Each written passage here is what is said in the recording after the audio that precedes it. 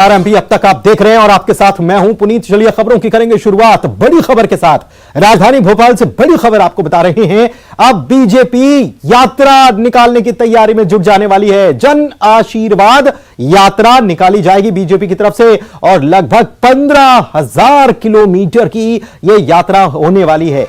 इस यात्रा के तहत हर विधानसभा क्षेत्र में यह यात्रा घूमेगी। तैयारियों को लेकर चर्चा हो चुकी है। केंद्रीय मंत्री भूपेंद्र सिंह यादव ने चर्चा की है। मध्य प्रदेश के नेताओं से उन्होंने बातचीत कर ली है और जल्द ही इसका फाइनल रूट भी तैयार कर दिया जाएगा। जन आशीर्वाद यात्रा में केंद्र के बड़े नेता शामिल होंगे। यह एक बड़ी खबर इस वक्त आपको बता रहे हैं। भोपाल से, राजधानी से बड़ी खबर आपको बता रहे हैं और इस मामले पर प्रदेश सरकार के मंत्री भूपेंद्र सिंह ने क्या कहा, सुनिए। में मध्य प्रदेश बीजेपी अब जन आशीर्वाद यात्रा निकालने जा रही है। 15,000 किलोमीटर के आसपास की यात्रा होगी। किस तरह का पूरा स्वरूप रहेगा और बात करने के लिए हमारे साथ मध्य प्रदेश सरकार के मंत्री भूपेंद्र सिंह जी मौजूद हैं। सर, एक बार फिर जन आशीर्वाद यात्रा निकाली जाएगी, किस तरह का स्वरूप रहने वाला है और आज क्या चर्चा हुई? देखिए, जन आशीर्वाद यात्रा जो है ये प्रदेश के सभी विधानसभाओं में जाएगी और हम लोगों जैसा माननीय हमारे प्रदेश के चुनाव प्रभारी, हमारे पार्टी के वरिष्ठ नेता और केंद्रीय मंत्री माननीय भूपेंद्र यादव जी ने आज हम सबको मार्गदर्शन किया है और यात्रा के संबंध में जो भी तैयारियां हम लोगों को करना है वो सब उन्होंने मार्गदर्शन दिया है।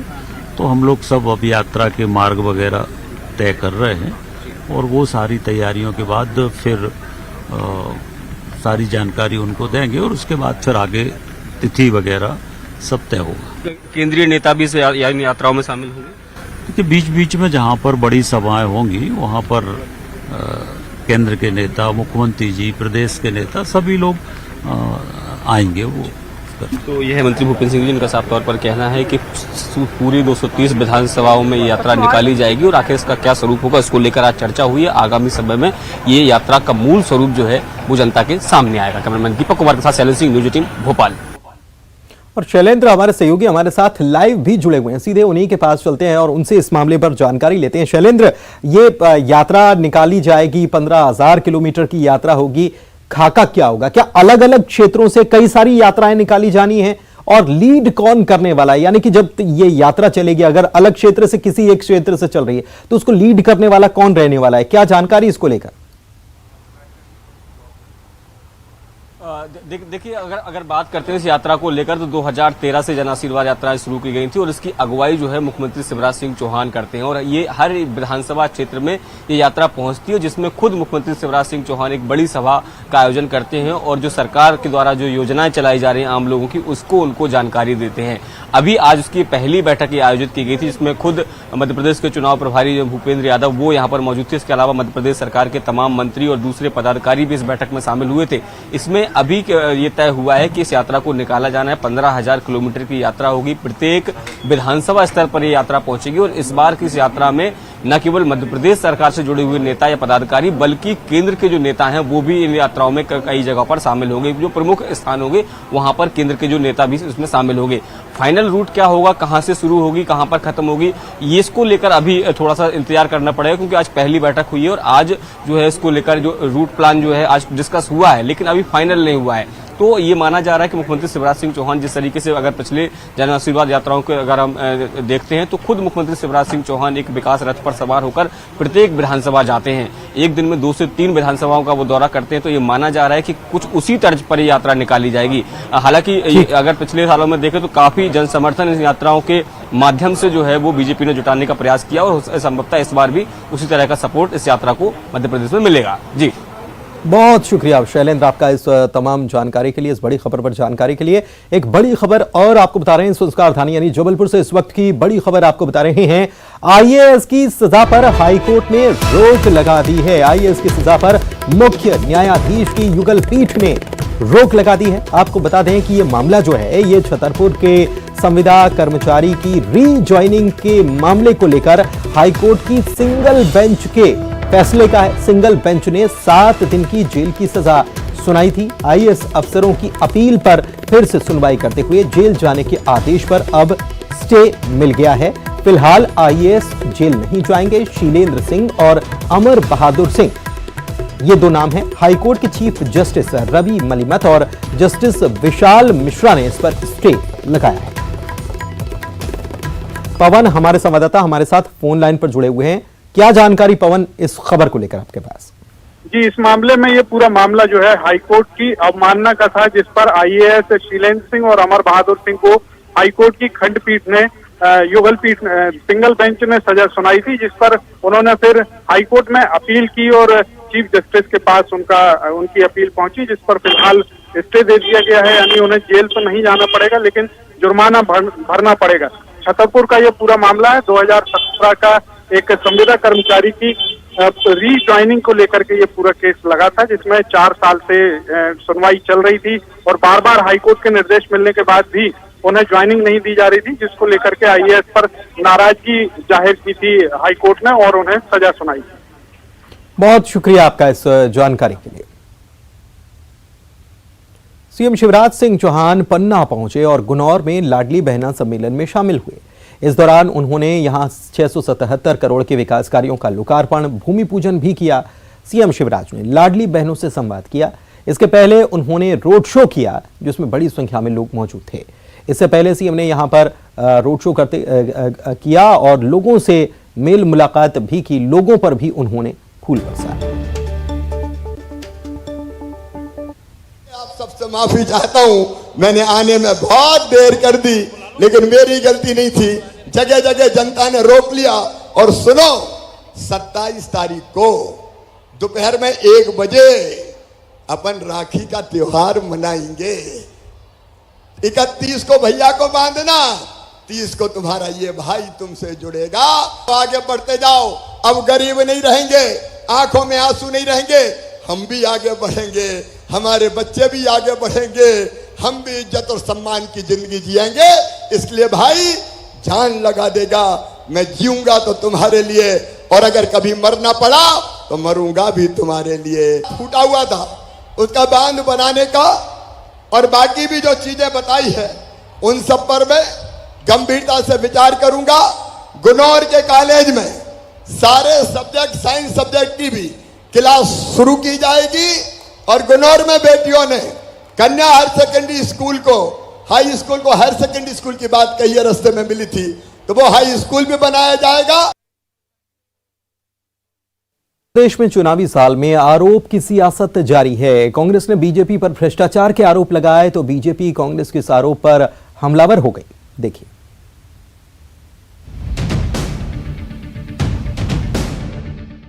मध्य प्रदेश में विधानसभा का चुनाव इस साल के अंत में होना है, लेकिन अभी से ही कांग्रेस और बीजेपी के बीच आरोप प्रत्यारोप की सियासत तेज हो गई है। कांग्रेस ने बीजेपी सरकार के खिलाफ आरोप पत्र जारी किया है और राज्य सरकार पर भ्रष्टाचार के आरोप लगाए हैं। साथ ही भ्रष्टाचार के खिलाफ अभियान चलाने की बात कही है। आज हर व्यक्ति प्रदेश का या तो भ्रष्टाचार का शिकार है या भ्रष्टाचार का गवाह है। ये छिपी बात नहीं है। भ्रष्टाचार के गवाह हैं जो भ्रष्टाचार के शिकार नहीं है। और यही सबसे बड़ी, मैं सोचता हूं, आज कलंक मध्य प्रदेश पर है। वहीं कांग्रेस के आरोप पर बीजेपी हमलावर हो गई है। सीएम शिवराज ने कांग्रेस पर निशाना साधा और कहा कि बीजेपी की चुनावी तैयारी से कांग्रेस बौखला गई है। कांग्रेस के आरोप पत्र पर बीजेपी के प्रदेश अध्यक्ष वीडी शर्मा ने पलटवार किया। युद्ध स्तर पर भारतीय जनता पार्टी चुनाव के मैदान में है और हमारी तैयारियां देख के कांग्रेस परेशान है। जनता का जो प्यार और आशीर्वाद मिल रहा है वो अद्भुत और अभूतपूर्व है। जन दर्शन में भीड़ उमड़ रही है और हमारी तो यात्राएं भी प्रारंभ होने वाली है। इसी को देख के कांग्रेस परेशान है, लेकिन भारतीय जनता पार्टी फिर से भारी बहुमत से 2023 का विधानसभा जीतकर फिर सरकार बनाने वाली है। 15 महीने तक कमलनाथ सरकार गरीब जनता की चिंता करने के बजाय आप धन की उगाही में लगे थे, जिसमें कहा जाता था कि वल्लभ भवन दलाली का अड्डा बन गया कि कमलनाथ जी मध्य प्रदेश के अंदर आपने जो मैंने कहा कि आप मॉडल हैं तो गरीबों के हक और अधिकार को छीनने के हैं। एमपी में विधानसभा चुनाव में अभी करीब 3 महीने का वक्त बचा है, लेकिन अभी से ही बीजेपी कांग्रेस के बीच वार पलटवार का दौर जारी है। ऐसे में जैसे जैसे चुनाव की तारीख नजदीक आएगी, दोनों पार्टियों के बीच जुबानी जंग और तेज होगी। तो जुबानी जंग तेज होने वाली है। इधर जैसे ही नाम का ऐलान हुआ, छतरपुर से बड़ी खबर दरअसल हम आपको बता रहे हैं कि प्रत्याशी घोषित हो गया बीजेपी की तरफ से। और बड़ी खबर यह है कि बीजेपी प्रत्याशी घोषित होते ही विरोध प्रदर्शन जिले में शुरू हो रहा है। लगातार विरोध प्रदर्शन देखने को मिल रहा है। अर्चना गुड्डू सिंह को प्रत्याशी नहीं बनाए जाने पर यह विरोध हो रहा है। महिलाओं ने चूड़ी फेंक कर नाराजगी जताई है। अर्चना गुड्डू सिंह को प्रत्याशी बनाने की मांग भी की है। हाथों में तख्तियां लेकर टिकट देने की मांग की गई है। अर्चना गुड्डू सिंह को टिकट दिया जाए। दरअसल आपको बता दें कि यहां से बीजेपी ने ललिता यादव को, जो कि पूर्व मंत्री रह चुकी हैं, उनको प्रत्याशी बना दिया है। छत्रसाल चौराहे पर सैकड़ों की संख्या में महिलाओं ने यहां प्रदर्शन किया। तस्वीर भी आपको हम दिखा रहे हैं इस प्रदर्शन की, कितनी बड़ी संख्या में महिलाएं पहुंची हुई हैं। और छतरपुर मांगे अर्चना गुड्डू सिंह, ये हाथ में तख्तियां लेकर महिलाएं पहुंची प्रदर्शन करने के लिए। हम मांग कर रहे हैं कि हमें सरकार जो है अपना ये फैसला बदल ले और इस पर विचार करे कि जिनने काम किया है जमीनी स्तर से बराबर पद पे ना होते हुए, तो इसको सोचे और अर्चना सिंह को टिकट पर देने का विचार करें। आपकी पार्टी की पूर्व मंत्री नहीं, क्यों आप लोग वो पार्टी की मंत्री रही, हमका विरोध नहीं कर रहे, लेकिन इन्होंने हमारी बहनों के लिए, बच्चों के लिए, शहर के लिए जमीनी स्तर से इन्होंने काम किया। सबके सामने अगर काम किया, सब में फेस रही, इस वजह से। लेकिन हम लोग आज हमें चूड़ी फेंक कर शक्ति प्रदर्शन कर रहे हैं कि हमें चाहिए अर्चना भाभी। प्रदेश में विधानसभा चुनाव के लिए बीजेपी ने पहली लिस्ट जारी कर दी, तो वहीं प्रत्याशियों की पहली लिस्ट जारी होने के बाद पार्टी में बगावत के सुर देखने को मिलने लगे। विधानसभा सीट को लेकर भी बगावती तेवर देखने को मिले हैं। यहां से बीजेपी के प्रदेश मंत्री रणबीर रावत दावेदारी कर रहे थे। मामले को कंट्रोल करने के लिए बीजेपी के प्रदेश चुनाव प्रबंध समिति के संयोजक केंद्रीय मंत्री नरेंद्र सिंह तोमर के घर एक बैठक बुलाई गई, जिसमें हितानंद शर्मा, नरेंद्र सिंह तोमर और रणबीर के बीच लगभग 20 मिनट तक बंद कमरे में बैठक हुई। इसके बाद तोमर ने कहा कि पार्टी प्रक्रिया के हिसाब से चुनाव करती है। अगर किसी को कुछ नाराजगी है तो यह हमारे घर का मामला है।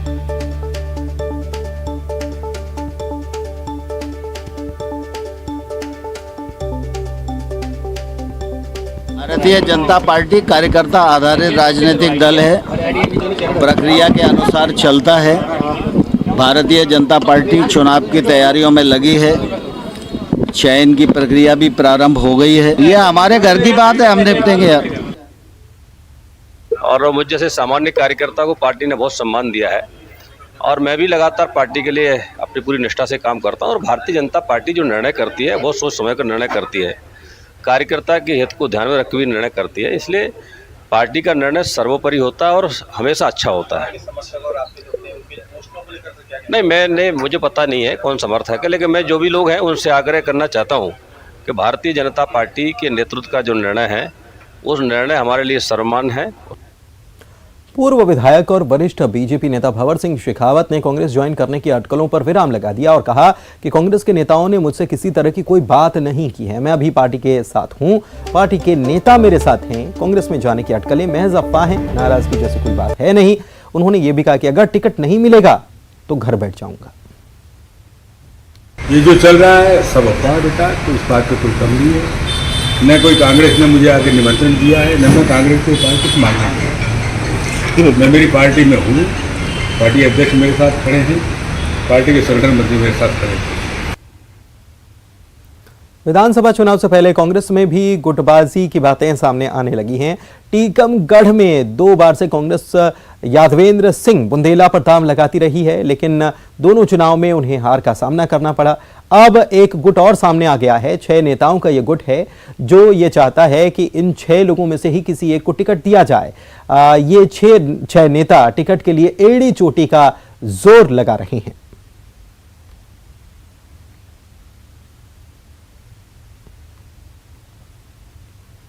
इंदौर के खजराना इलाके में देर रात एक दिल दहला देने वाली वारदात हो गई। कुत्तों की लड़ाई में यहां पर इंसान जानवर बन गया। मामूली सी बात पर उसने न केवल गोली चलाई बल्कि 2 लोगों की मौत की घाट भी उतार दिया।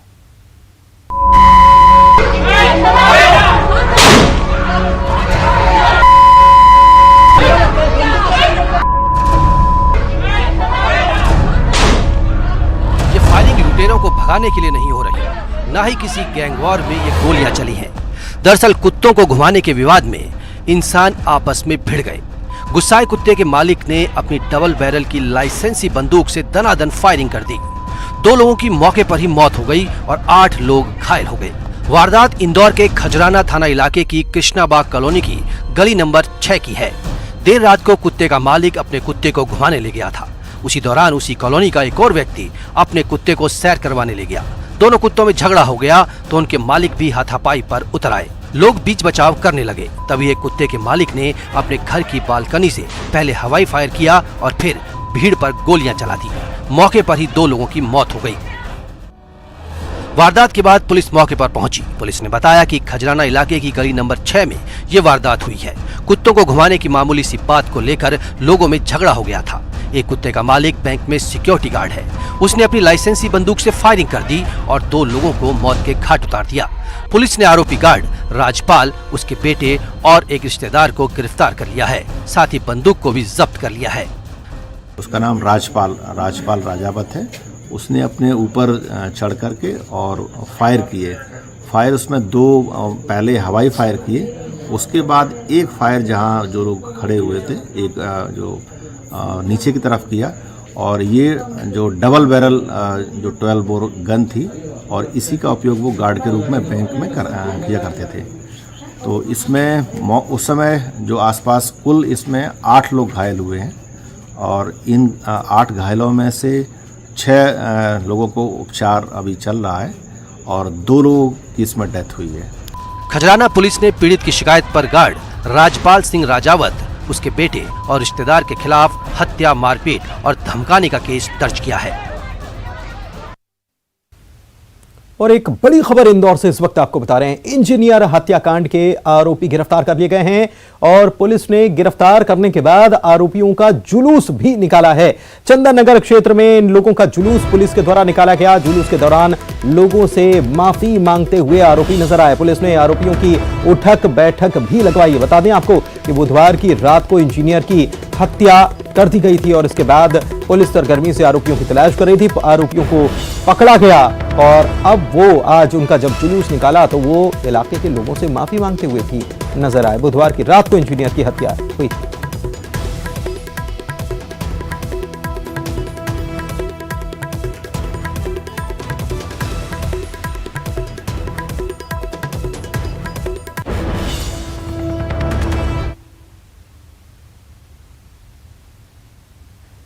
और आइए अब नजर डालेंगे 25 सेकंड में खबरों पर।